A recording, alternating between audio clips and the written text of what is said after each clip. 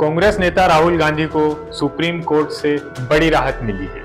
Modi sir ने मानहानि मामले में 2 साल की सजा पर फिलहाल सुप्रीम कोर्ट में रोक लगा दी गई। Justice BR Gavai, justice PS Narasimha और जस्टिस प्रशांत कुमार मिश्रा की बेंच ने आदेश में कहा कि ट्रायल कोर्ट के जज को अपने फैसले में अधिकतम सजा सुनाने की वजह भी बतानी चाहिए थी। नजर टुडे रिसर्च में आज हम जानेंगे कि सुप्रीम कोर्ट में किन दलीलों के आधार पर सजा रोकी गई, राहुल की सदस्यता कब बहाल होगी, बंगला कब मिलेगा और इस मामले में आगे क्या होगा। इन सभी सिरों को आज हम जोड़ने का इस रिपोर्ट में, इस वीडियो में प्रयास करेंगे। सुप्रीम कोर्ट ने अपने फैसले में कहा कि ट्रायल कोर्ट के फैसले का व्यापक असर हुआ है। न सिर्फ राहुल गांधी के सार्वजनिक जीवन का अधिकार प्रभावित हुआ, बल्कि उन निर्वाचकों का भी जिन्होंने उन्हें चुनकर भेजा था। ट्रायल जज के अधिकतम सजा सुनाने के लिए कोई वजह दे ही नहीं पाए। अंतिम निर्णय होने तक सजा के आदेशों पर पूरी तरीके से रोक लगाने की जरूरत की बात कही। सुप्रीम कोर्ट ने राहुल को राहत मिलने पर अब आगे क्या होगा, यह एक बड़ा प्रश्न है। राहुल गांधी की अपील पर दोष सिद्धि पर रोक लगाकर सुप्रीम कोर्ट उन्हें तात्कालिक राहत दी है। इस फैसले के बाद उनकी संसद सदस्यता बहाल हो जाएगी। अगर यह स्थिति 2024 के चुनाव तक बनी रहती है तो वो चुनाव भी लड़ सकेंगे, लेकिन अंतिम रूप से क्या होगा यह सुप्रीम कोर्ट के फाइनल फैसले पर निर्भर करता है। सुप्रीम कोर्ट 3 बातों पर इस मामले में विचार करेगा। पहली, क्या राहुल गांधी मानहानि मामले के दोषी हैं? यह सबसे बड़ा प्रश्न है। और अगर दोषी हैं तो कितनी सजा होनी चाहिए? और तीसरा इसमें है कि अगर वो निर्दोष हैं तो उन्हें बरी किया जा सकता है। अगर राहुल मानहानि के मामले में दोषी पाए जाते हैं तो स्थितियां बनेंगी, या तो 2 साल की पूरी सजा मिलेगी या 2 साल से कम। 2 साल की सजा होने पर उन्हें संसद की सदस्यता खत्म हो जाएगी और 8 साल तक चुनाव वह नहीं लड़ पाएंगे। 2 साल से कम की सजा होने पर जेल जाना पड़ेगा, लेकिन सदस्यता बहाल रहेगी और वह चुनाव लड़ सकेंगे। अगर वह निर्दोष पाए गए तो उन पर कोई भी असर नहीं पड़ेगा। राहुल की संसद सदस्यता कब तक और कैसे बहाल होगी, चलिए ये भी थोड़ा समझने का प्रयास कर लेते हैं। कांग्रेस सांसद अधीर रंजन चौधरी ने लोकसभा अध्यक्ष ओम बिरला से मुलाकात कर जल्द से जल्द उनकी सांसद सदस्यता को बहाल करने की मांग की। लोकसभा स्पीकर ने कोर्ट के आदेश की कॉपी मिलने के बाद इस पर फैसला लेने की बात कही। नियम के मुताबिक किसी सांसद को 2 साल से ज्यादा की सजा सुनाए जाने पर संसद सदस्यता ऑटोमेटिकली खत्म हो जाती है। इसका उदाहरण सिर्फ राहुल गांधी नहीं है, उससे पहले आजम खान रामपुर से और कई ऐसे लोग जिन पर इसका सीधा असर हुआ है। ऐसे में जब राहुल के दोष सिद्धि पर स्टे लगाए जाने के बाद ऑटोमेटिकली उनकी सांसद सदस्यता बहाल हो जाएगी। जैसे अगर आसान भाषा में समझा जाए तो जिस तरीके से सजा होने पर उनकी सदस्यता समाप्त हो गई थी, उसी तरह अगर वो दोष मुक्त हो जाते हैं तो उनकी सांसद सदस्यता बहाल हो जाएगी। हालांकि उनकी सदस्यता को बहाल करने की जानकारी लोकसभा सचिवालय अधिसूचना जारी कर देगा, जिससे कि उन्हें संसद में कोई भी किसी भी तरीके का कुछ भी कागज या सर्टिफिकेट किसी भी प्रकार का जमा ना करवाना पड़े। कई बार इस पे महीनों की भी देरी हो जाती है। ऐसे में राहुल मानसून सत्र में तभी हिस्सा ले पाएंगे जब लोकसभा सचिवालय तुरंत अधिसूचना जारी करता है। ये इस बात पर निर्भर करता है कि राहुल कितनी जल्दी लोकसभा सचिवालय में संसद सदस्यता बहाल करने की अपील करते हैं और लोकसभा सचिवालय उनकी अपील पर कितनी जल्द फैसला लेता है। अगर किसी वजह से लोकसभा सचिवालय में उनकी अपील पर सुनवाई में देरी होती है तो राहुल सदस्यता बहाल करने के लिए सुप्रीम कोर्ट में अपील भी कर सकते हैं। इस तरह के मामलों में पहले क्या हुआ, ये भी एक बिंदु है, इसको भी समझने का प्रयास करें। जनवरी 2023 में लक्षद्वीप के सांसद मोहम्मद फैजल को कवारती में एक सत्र अदालत में हत्या के प्रयास के मामले में दोषी ठहराया गया। उन्हें 10 साल की जेल की सजा सुनाई गई। इसके बाद लोकसभा सचिवालय ने 13 जनवरी 2023 को एक अधिसूचना जारी कर उनकी सदस्यता को अयोग्य ठहरा दिया।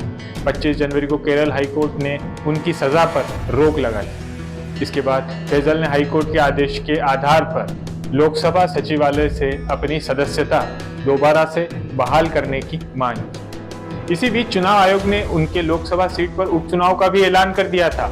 फैजल ने चुनाव आयोग के इस फैसले के खिलाफ सुप्रीम कोर्ट में अपील की। सुप्रीम कोर्ट में 29 मार्च को इस मामले में सुनवाई होनी थी, लेकिन इससे पहले ही लोकसभा सचिवालय ने उनकी सांसद सदस्यता बहाल कर दी। सदस्यता जाने के बाद राहुल से बंगला खाली करा लिया गया। अब सदस्यता बहाल होने पर बंगला कब मिलेगा, ये भी एक बड़ा प्रश्न चिन्ह बनता है, क्योंकि जब राहुल अपना बंगला खाली करके कहीं शिफ्ट हुए थे 10 जनपद, उस समय काफी मीडिया में इस चीज के लिए सुर्खियां बनी थी। सांसदों को बंगले का आवंटन केंद्रीय आवास और शहरी मामलों के जो मंत्रालय के निदेशालय से जारी किया जाता है। लोकसभा और राज्यसभा दोनों सदनों के सांसदों को बंगला आवंटन और रद्द करने के लिए सांसदों वाली एक सदस्य की टीम है। यह समिति ही केंद्रीय आवास और शहरी मामलों के मंत्रालय से बंगला आवंटन का सिफारिश करना या ऐसे कई काम हैं। तो सदस्यता बहाल होने के बाद समिति की सिफारिश के आधार पर राहुल को बंगला आवंटित हो जाएगा।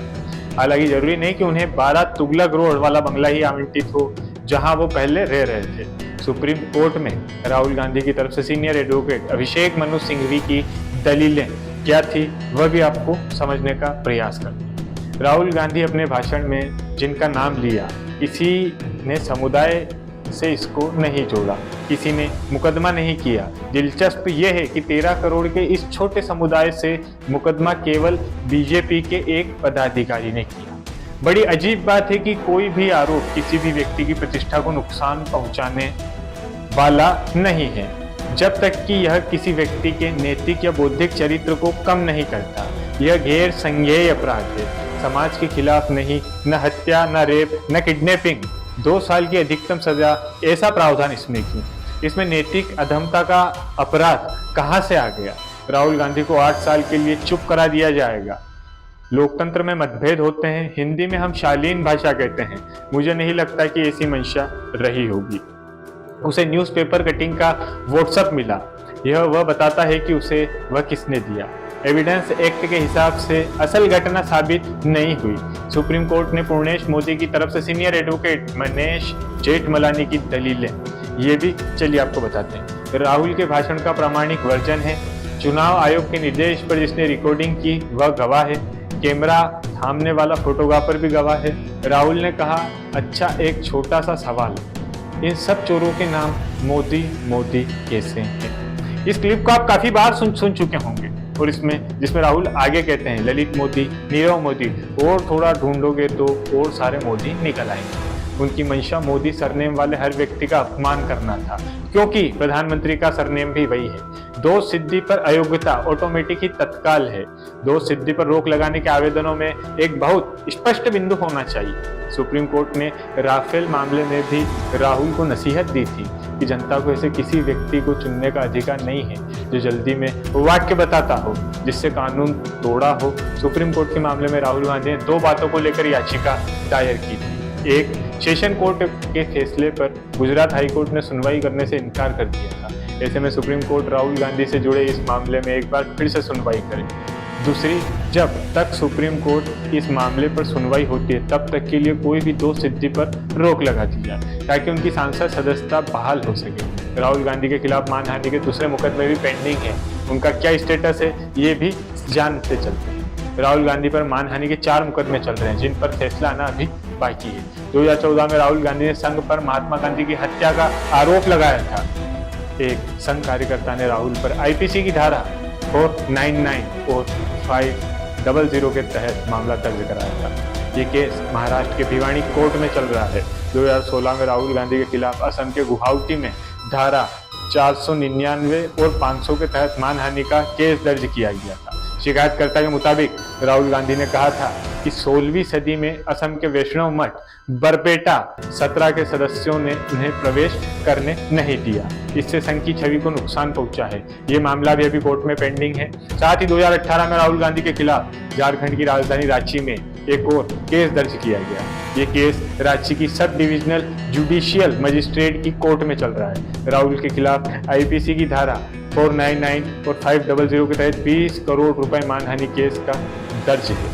इसमें राहुल के उस बयान पर आपत्ति जताई गई है जिसमें उन्होंने मोदी चोर है यह कहा था। 2018 में राहुल गांधी पर महाराष्ट्र में एक और मानहानि का केस दर्ज हुआ था। ये मामला मझगांव स्थित शिवड़ी कोर्ट में चल रहा है। आईपीसी की धारा 499 और 500 के तहत मानहानि का केस इसमें भी दर्ज है।